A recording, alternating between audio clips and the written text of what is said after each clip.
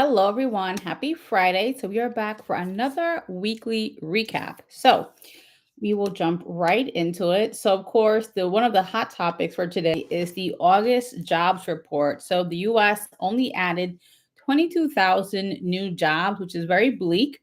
And to make matters worse, the study also showed that there are more people unemployed than there are job openings. So things have not been this bad since April of 2021, right when we were recovering from the pandemic. So things really don't look good.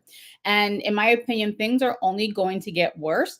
We are definitely in this transitional period where the economy and job market is changing because of artificial intelligence, right? It is changing the landscape. It is changing what skill sets are in high demand versus what skill sets are being phased out by technology and robots. So I think for a lot of people who are currently in the job market, whether you are employed or not, you have to now see what can you leverage to make you more marketable to a potential employer.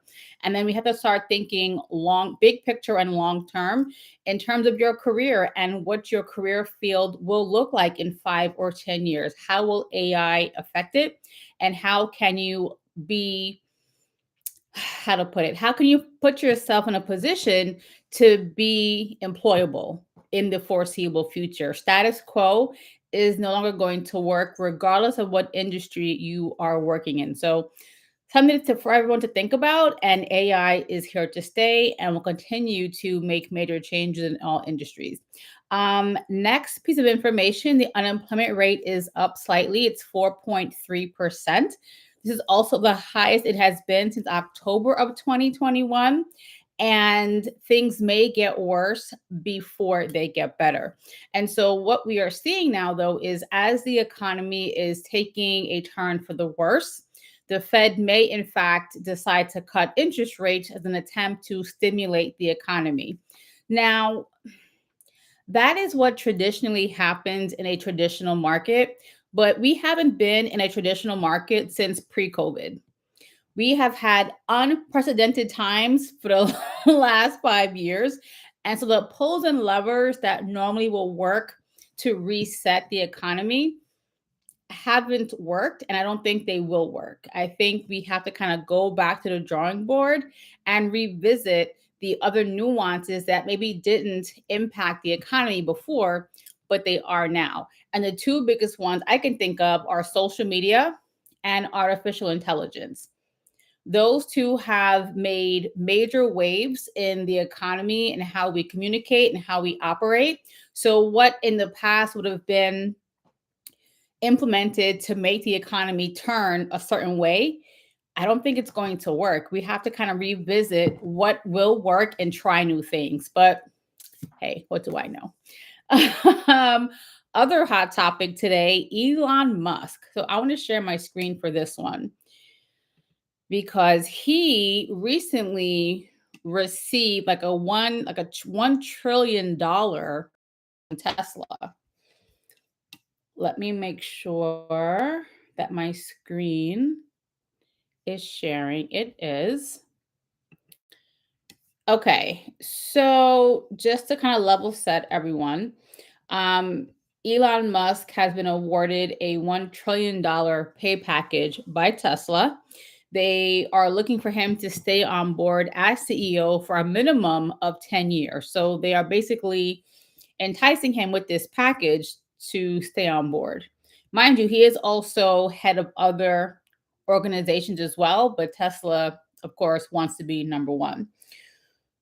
So I'm going to scroll down here to show the breakdown of part of the package. So the actual package itself is worth like $88 billion, but it can go up to 1 trillion if he reaches certain milestones in terms of market cap and other performance targets. And it also increases his voting share, well, stake in voting when it comes to the company. So they're breaking it out into tranches. And so for each milestone that he reaches, he will earn this percentage in terms of voting rights for the company. So very interesting to see. And I'll just leave it there. I'm not going to say anything more than that. But anyway, moving on to earnings calls this week. I'm trying something new. I don't want to switch tabs because I realized last week that when I'm switching tabs, it causes the video to go blank and all you have is audio. So I'm going to just copy and paste links into the page I'm currently on, and hopefully we won't run into any issues. So the first company that we're going to talk about today is Salesforce. Now, of course, Salesforce was trending this week because they laid off 4,000 of their customer support agents. And the CEO boastfully said that it's because of AI. So they are able to leverage AI to support its customers. So now they don't need actual people, or they don't need as many actual individuals to do that. So, not sure. I have mixed feelings about that. I do believe in AI. I think it can help us work more efficiently, work faster, be more productive with less resources. But there is something to be said for human interaction, right? And I think if they are rolling out these AI agents, that customers should have a choice if they want to deal with an AI agent or if they want an actual person. Now, they may have the option. I don't know. Salesforce didn't really speak too much on that. But for me as a customer, I want to have the option, right? If I've been dealing with Steve and Bill as my customer support agents, you shouldn't pull Bill and Steve from me if I like working with them. I don't want to work with AI. But I think for a lot of companies, it comes down to a cost benefit analysis. And for them, the benefits of AI outweigh the cost. And so this is what they are going to be doing. So going to their P&L. Let me just make sure you guys can see. You can. Fantastic. So they had a great Q2.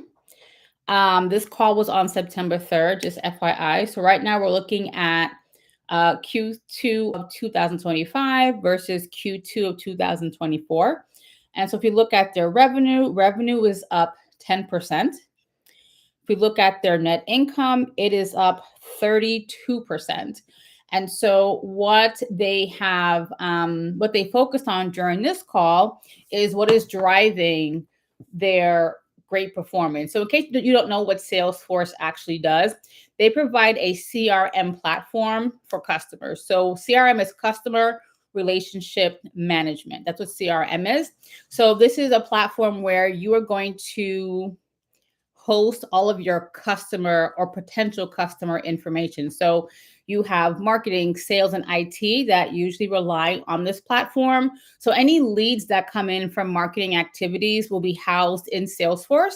And so the sales team will take that information to reach out to customers, and they use it to track each touch point that they have with said customer. So some companies might say, if we get this lead, you should reach out 5 times before you turn it into a cold lead. And so you literally are clicking boxes or typing notes in Salesforce to keep track of the activity you've had with this customer. And to take it one step further, you might have another team in the organization that might take all of those cold leads and they might follow up 3 more times later on to see if they can convert that customer or make them a warm lead. They also will track how they brought this customer into their funnel. There's tons of information in Salesforce. And so it gives you an automated way to track your customers and your leads. And this is why companies use Salesforce. So they were talking about how they had big clients, the Army, Pfizer, Marriott, who are gearing up and using their platforms even more. And they also are launching new products and services. So business is good over at Salesforce. Now, one thing I will say, I know that I've heard conversations like this on TikTok, for example. People will get really frustrated when they see companies lay off thousands of people but then they talk about how great the earnings are, right? They feel, well, if the company's doing well financially, why are you laying people off? And I know people, and naturally that makes sense, right? If companies normally or should only lay off people if they're not doing well financially, why are you off if you are doing well financially? And coming from a corporate finance background where I have forecasted revenue and expenses, I've had these conversations in boardrooms, here is how that math pans out. So one, yes, companies, if they are doing poor financially, naturally, yes, they will begin to cut costs. And people costs are some of your most expensive costs as a business. So you tend to look there first. You'll look at open heads. What positions can we skip on? You might look at what roles can we push out to a future hire date? And then whoever's left, who can we get rid of and still keep the business afloat? So that's usually how that conversation happens. But on the flip side, companies are here for the shareholders. They're here to bring value to those shareholders. So if we can make the company more profitable, what does that do? It now makes a company look better to Wall Street, which will attract more investors, which now makes the stock price increase because now it's more valuable. And so they're adding value to shareholders, but also to themselves because many of these executives receive part of their compensation as stock options. So you see how it all comes full circle? So yes, we could be doing well financially, but how can we be doing better? And this is why companies will lay off individuals proactively. They're trying to get ahead of it to make the company more profitable. But to this, on the same wavelength, companies are forward-looking organizations, right? So they see that the economy has been rough. Things have been tough financially for a number of reasons, inflation, tariffs, etc. So how do we prepare for what's ahead? How do we prepare for the worst case scenario? One way to do that is cut costs now. How can we scale back so we can be profitable and we can absorb any issues that may come down the road? So that is why companies will cut costs and lay people off, even if they are doing well financially. Now, does it suck? Is it unfair? Yes and yes, but that is just business essentially. So just want to get that little perspective, since I know I've seen tons of people talk about that on social media, and I get it. But these are still businesses that are here for profit. They're not here because they care about your feelings. So there's that. Anyway, I think that was pretty much it for Salesforce. So we shall move on to Dollar Tree. So Dollar Tree had their earnings call earlier this week as well. Their call was on September 3rd also. Let me come back to see if there are any questions and comments. There are not. Okay, so Dollar Tree had a pretty good earnings call actually. So if we go to their, is this what I want? Yes, it is. Okay, so this is their H1, which is January through, am I saying that right? No, it is February through July. That is their H1. And so they are comparing H1 of last year to H1 of this year. So this is H1 2025, H1 of 2024. So revenue is up 12%. Their net income, it's here somewhere. It's this gray line right here. And their net income is up 42%. So some of the things they discussed on their earnings call today is one, the divestiture of Family Dollar. Now that was such a big debacle for Dollar Tree. It turned out to be such a bad investment on their behalf. So just to give you a little backstory, Dollar Tree acquired Family Dollar back in 2015. They paid $8.5 billion for Family Dollar. Now, in theory, it made sense, right? They can acquire this other dollar brand that has other locations and it expands their customer base. But Family Dollar had so many issues that Dollar Tree didn't know until it was too late. They had a lot of unsanitary conditions in their factories, in their brick and mortar locations. There were tons of lawsuits, and Also, for some of those locations, they're in areas where theft was very prevalent. So Family Dollar ended up not being a profitable or lucrative business deal for Dollar Tree. So about a year ago, they announced they were looking to sell it off to basically save themselves. And what's funny or ironic, they sold Family Dollar almost exactly 10 years to the day when they actually bought it. And if you're wondering how much they sold it for, they sold it for $1 billion. So they bought it for 8.5 10 years ago, sold it for 1 billion plus the other losses they dealt with in the last 10 years. So it was such a bad business deal. And a learning experience for them. So quite interesting to see that this has all come full circle. Now, what's interesting with Dollar Tree is they did increase their full year guidance. They do believe they will surpass their initial revenue forecast. So things are looking good for them. They're seeing increased traffic in their stores, which makes sense, right? So we know that we're in this time of economic hardship, inflation is high. So people, more people are gravitating to these dollar stores because they are now more affordable than going to other traditional retailers. And so there was an article, I want to say a year ago, where they mentioned like how many six-figure earners are now shopping at Dollar Trees because of how bad the economy has gotten. So they are seeing a nice uptick in revenue, more foot traffic. So now that they have gotten rid of the dead weight of Family Dollar, we should see a great year end for Dollar Tree. Next up, we have Macy's. Now, Macy's, things are not looking too hot for Macy's. Oh, actually, hold on. We need to go back. Actually, we'll do it at the end. I want to look at the stock price for each company, but we'll do that at the end. I don't want to flip back and forth between screens, but we'll look at that shortly. So let's look at Macy's.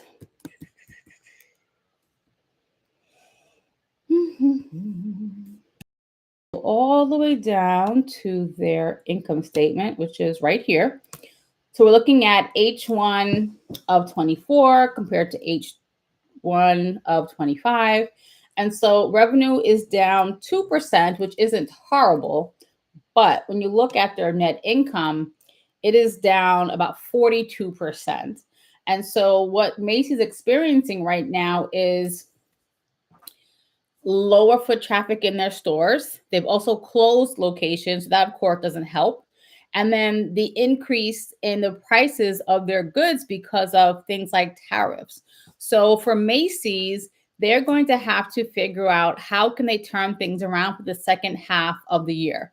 Now, what they are seeing, though, is stores like Bloomingdale's did see an increase in revenue year over year. So those are your higher end, more expensive products and higher earning customers. So I think they're going to lean in on that demographic because they probably have more disposable income to spend.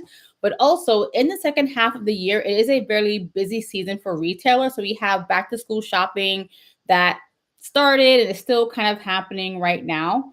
Then you're leading up into the holiday season. So think of Halloween, Thanksgiving, Christmas, Hanukkah, Kwanzaa, New Year's Eve. People are shopping to go out and party and see families. So with all of this extra shopping, Macy's will have to get creative to find ways to get customers back into their stores, either online or in person. Did my camera just go off? Hold on.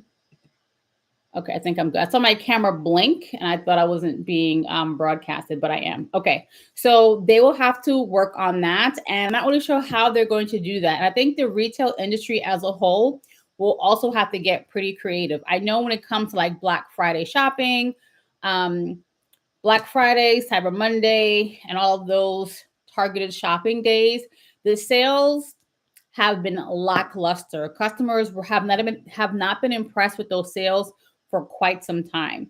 And so now they will have to improve those sales and make it worthwhile for customers to spend their money, also navigating a tough economy as well. So I'm getting back to it. Who is next? 1-800. I have that open still. I feel like I closed it by mistake. Oh no, here it is. Sweet.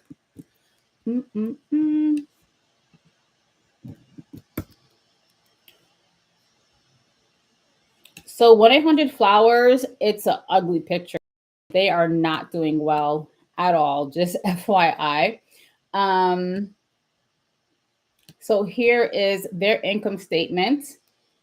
They published their Q4 earnings as well as their full year results, and both pictures are pretty bleak. So for Q4, revenue is down 7%, and they had another net loss. They basically doubled their net loss year over year, which is pretty bad. And for their full year guidance, revenue is not guidance, their full year results, excuse me, revenue is down 8%, and the net loss is even worse. It's even worse. So they're realizing that, of course, what they offer as a business is truly like a luxury and discretionary. And in times like this, those are things that people can skip. So that's the flowers, the edible arrangements, cookies, right? All of that stuff. And their products are at a higher price point as well. And there are cheaper options customers can go with. So I'm not sure what they're going to do to turn things around, but they do have a new CEO that they brought on board recently. They will find creative ways to flowers. They'll need to partner with some other brand to do on their own. They can turn the business around in the economic times that we are in. So I'm not sure who they will partner with or how or what that would look like. Maybe an acquisition. I'm not really sure. But as a standalone business, I don't really see them turning things around to where they're profitable before in the next year or so. I just don't see it personally. Well, with that being said, let's take a look at everyone's stock price.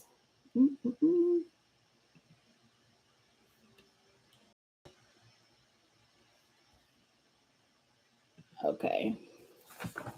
So let's go all the way back. So for Salesforce, their ticker symbol is CRM, which is interesting. And if we look, so their earnings call was on September 3rd, and shortly thereafter, the stock price went down. Now, I find that kind of interesting. I would have thought that the stock price would have gone up because they had such great results and they did the layoffs.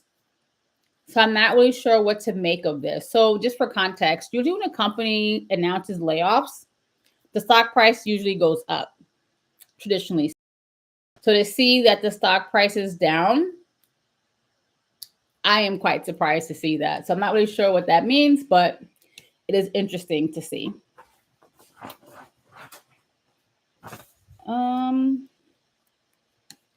So Dollar Tree, I always forget their ticker symbol. So their ticker symbol is DLTR. I should recall that, but I never do. So if we look at their earnings call, this is all their earnings call was September 3rd also, and they had good results, but shortly after the stock price went down. That is down 10% actually. So I'm not sure if that's an individual company thing or if it's just a market thing. I know the markets are bad because of what's going on with the administration. So I'm assuming this is not related to their earnings call, but it's hard to say. Let's look at the S&P 500 real quick. Let's take a peek. Nope, that's up. Interesting. Okay, so next up, let's go to look at Macy's. Their ticker symbol is just M. Real simple, real easy. And they had their call on September 3rd as well. Okay. Now, this really doesn't make any sense. So Macy's earnings call was September 3rd, and after the call, the stock price went up. And they didn't have good results. Their results were pretty bad. The only thing I could think of for Macy's is that because the stock price is beat up so bad and because it's so cheap, maybe there are people who are taking a chance that things will turn around. So they're increasing the shares that they're buying, hence why the stock price is up. Because truthfully, nothing from that earnings call gave me warm fuzzies that things are going to look good by the end of the year. It really didn't. So nothing is going how you expect it to in this economy. I'm telling you, nothing is working out. Okay, 1-800-Flowers. I don't have their ticker symbol. Oh, yes, I do. It's FLWS. So let's see.